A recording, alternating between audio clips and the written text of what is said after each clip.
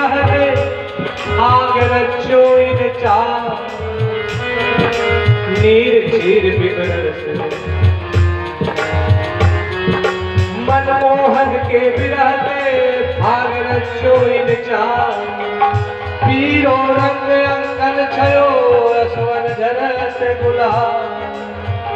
एक कृष्ण को त्यागने में देखो ये सब गोपियां कितनी दुबली पतली हो गई है।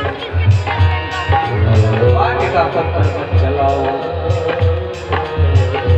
तो क्यों आप लोग प्रेम किए? इसीलिए तो कहते हैं प्रेम मत किया करो, प्रेम करना पाप है। तो कहती है गोपियां हंस करके कहती है बारे उद्धव बाबा आपने तो सुना है कि प्रेम किया नहीं जाता है, प्रेम हो जाता है। दुकान करने के लिए भले मुहूर्त पूछा जाए कि आज मुहूर्त है कि नहीं, लेकिन दुनिया में तो लोग ये पूछने नहीं जाते हैं कि आज प्रेम किया करने के लिए मुहूर्त है कि नहीं। प्रेम तो स्वतः हो जाता है। यह तो प्रेम की बात है, यह तो प्रेम की बात है, बंदे के तेरे बस की नहीं है। यह तो प्रेम की बात है, बंदे के तेरे बस की नहीं है। यह सर्द के होते हैं सौदे, यह सर्द के होते हैं सौदे, आशिकी इतनी सस्ती नहीं है। आशिकी इतनी सस्ती नहीं है। प्रेम की बात है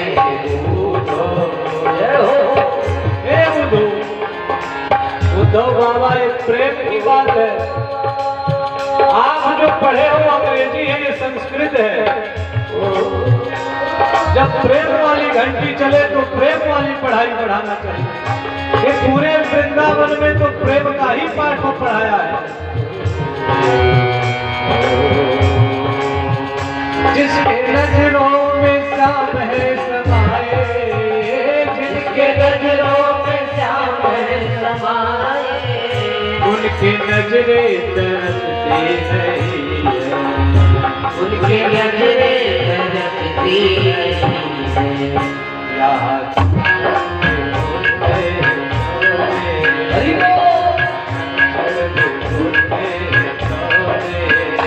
आस के कितने दस्ते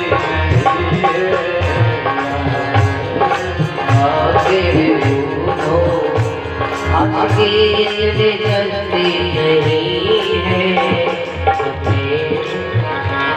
जो चढ़ती उतरती है मस्ती, जो चढ़ती उतरती है मस्ती, वो हकीकत में मस्ती नहीं है, वो हकीकत में मस्ती नहीं है। देखो ये प्रेम वाली जो मस्ती है ये आसानी से चढ़ती नहीं, और जब चढ़ जाती है तो उतरती नहीं। ये साधारण मस्ती नहीं है। और जिनके नजरों में श्याम समा जाते, उनके नजरें दुनियादारी देखने के लिए, दुनिया के दृश्यों को देखने के लिए तरसती नहीं है। एक झलक दिखला दे ठाकुर को, फिर आके उसी को देखने के लिए व्याकुल हो जाएंगे। तब उद्धव बाबा के मन में विचार आया कि भगवान को पाने के लिए 3 मार्ग है, एक भक्ति योग, एक कर्म योग, एक ज्ञान योग। तो ये जो सही जगह पर है ये भक्ति योग सबसे श्रेष्ठ योग है। और उसके बाद जब कथा सुनने लगे उद्धव बाबा तो भी नाच करके कहने लगे सबसे न्यारी, सबसे न्यारी, सबसे न्यारी,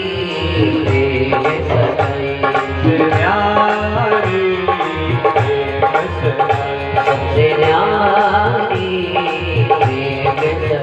सबसे ऊंची, सबसे ऊंची और नृत्य करने लगे, नाचने लगे। और अब पत्ते पत्ते में भगवान दिखने लगे। देखो उद्धव बाबा यहाँ रास नचाते थे। जब रास वाली कथा उद्धव बाबा सुने तो साड़ी मानो की साड़ी पहन कर वो भी नाचने लगे। आए थे समझाने के लिए, अब समझ गए कि सबसे ऊंची प्रेम सगाई है। और गोपियों के चरणों के नीचे झुक झुक कर प्रणाम करने लगे।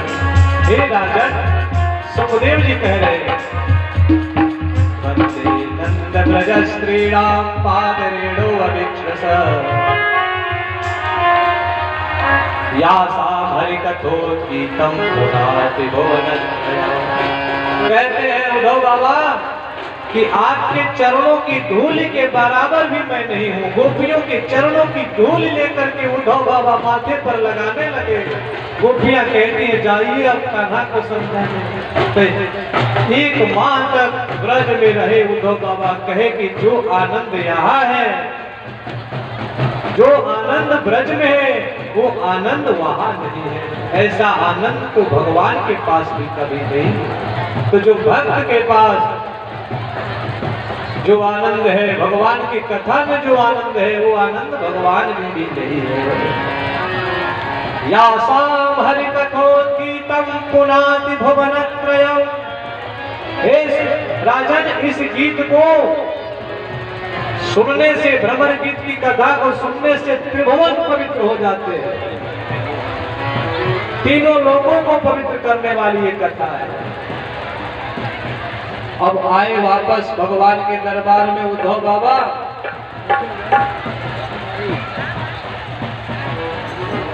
उद्धव बाबा जब आए भगवान के दरबार में, तो भगवान ने कहा समझाए।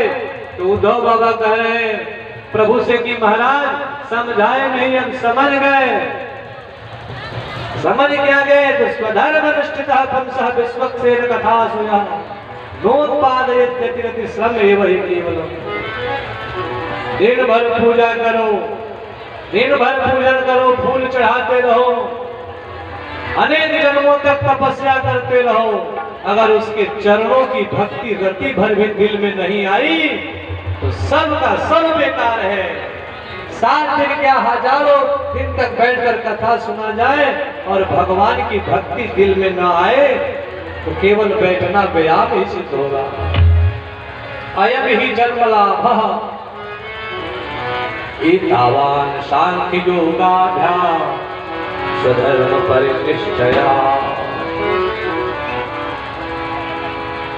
भगवत प्राप्ति हो गई तो समझिए कि जीवन का लाभ मिल गया, और भगवान नहीं मिले तो जीवन का लाभ समझिए कि नहीं मिला। अब भगवान की कथा, मंगलमयी कथा बहुत दूर तक चली गई। अब सीधे चलते हैं कुंडिनपुर, जहां भीष्मक राजा का घर है। भीष्मक राजा की एक बहुत अच्छी सुंदर सुशीला पुत्री है जिनका नाम है सुशीला। उससे पहले द्वारिका में बलदाऊ भैया की कथा आती है। बलदाऊ भैया का विवाह होता है रैवत नामक राजा की पुत्री रेवती के साथ। रैवत नामक राजा अपनी पुत्री के विवाह के लिए वर ढूंढते ढूंढते उनकी पुत्री का विवाह नहीं हो रहा था तो ब्रह्मा जी के पास चले गए, और ब्रह्मलोक में गए तो एक क्षण रहे तो 27-28 युग बीत गए। एक क्षण वहां का, और यहाँ आए तो देखे कि सब अब छोटे छोटे हो गए हैं, लेकिन उनकी उम्र सुरक्षित रही। इसीलिए कहा गया है कथा में जो व्यक्ति बैठता है प्रेम से, उसकी उम्र कभी घटती नहीं, बढ़ती है। श्रीमद् भागवतम तत्रूपम आयुरारोग्य पुष्टिदम पठनात् श्रवणात् वापि सर्व पापै प्रमुच्यते। आयु भी बढ़ती है कथा सुनने से। श्री हनुमान जी कभी बूढ़े नहीं होते। श्री हनुमान जी सदैव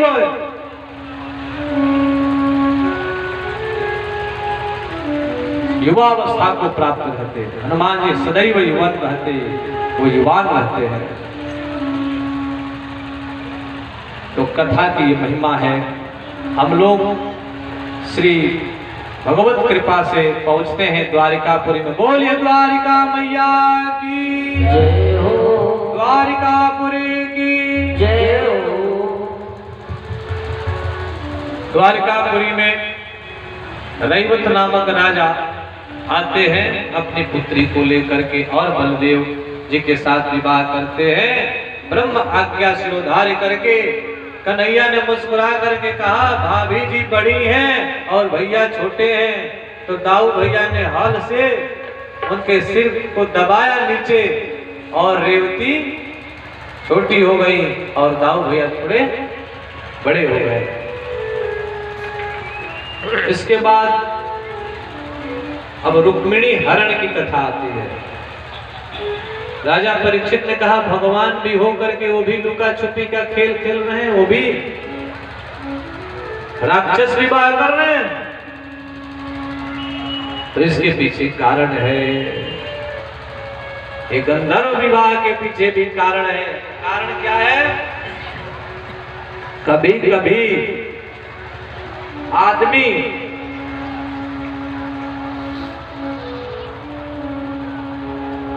आदमी गलत क्षेत्र में रहते हुए भी देखने में लगता है कि गलत कर्म कर रहा है, जो वर्जित कर्म है, उस कर्म को करते करते भी कभी कभी पुण्य कमा लेता है।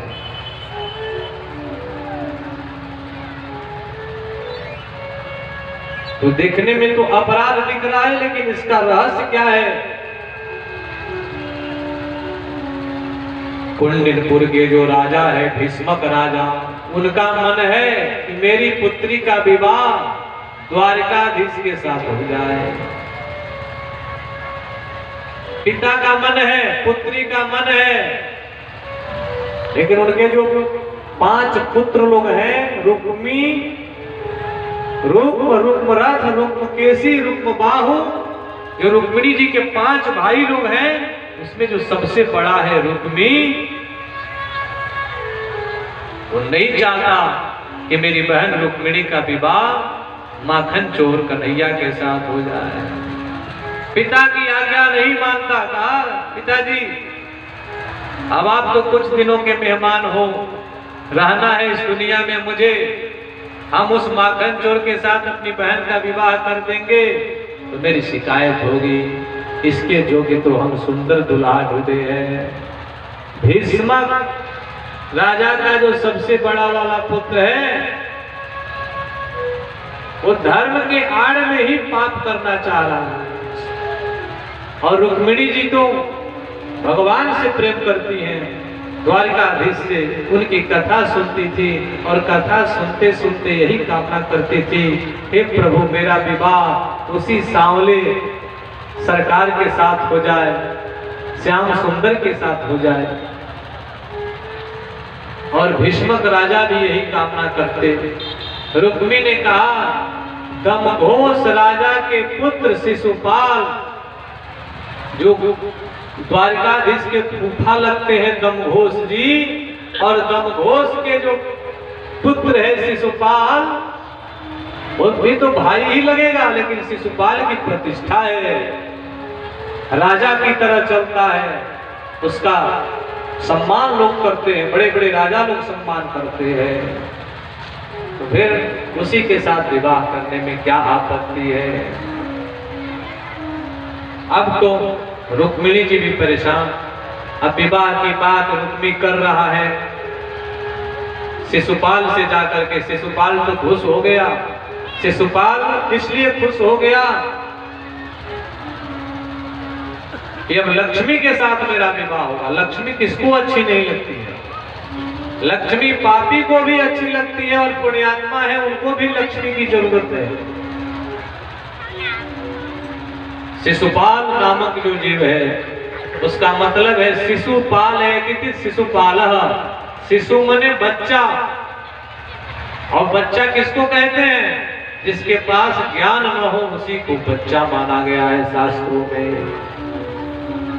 और छोटा बच्चा दूध पीने वाला हो, अगर उसके पास ज्ञान है तो शास्त्र में उसको बच्चा नहीं कहेंगे, उसको प्रौढ़ कहेंगे।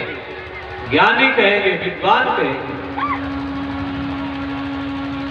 50 वर्ष की आयु वाला वृद्ध आदमी जाए लघु सिद्धांत पढ़ने तो पढ़ेगा तो वो बच्चा है उस शास्त्र के लिए, उसको बच्चा माना जाएगा। हर विषय में 3 प्रकार के दोष होते हैं: अतिव्याप्ति, अव्याप्ति और असंभव। अतिव्याप्ति, अव्याप्ति और असंभव। अब बच्चा कहने से वो दूध पीने वाले बच्चे का बोध होगा कि जो 5 वर्ष का बच्चा है उसका बोध होगा, अभी जो पढ़ रहा है उसका बोध होगा। तो जिसे नहीं विषय आता है उस विषय के लिए आदमी बच्चा ही माना जाता है। तो शिशु पालयति, जो अज्ञान का ही पुजारी है, जिसके पास ज्ञान नहीं है कि धन का प्रयोग कहाँ करना चाहिए, सदुपयोग करना चाहिए कि दुरुपयोग करना चाहिए, उस शिशुपाल है। अब पढ़ी लिखी कन्या का विवाह यदि